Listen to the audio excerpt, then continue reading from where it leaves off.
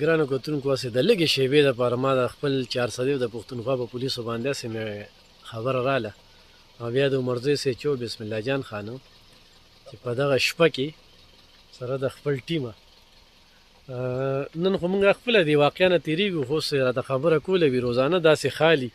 نو وي رسۍ ځان سره راوالو نو هغه ګاډي ټوچین کړو نو هغې پسې لاړ شي نو یقینا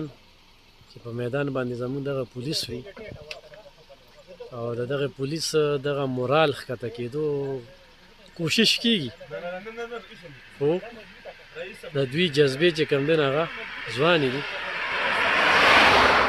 نو داسې اړه مې غوښتل چې ما په دې شپه په دې تیاره کې د دوی دغه کار ګورم که نه او دا د هر سړي سره دا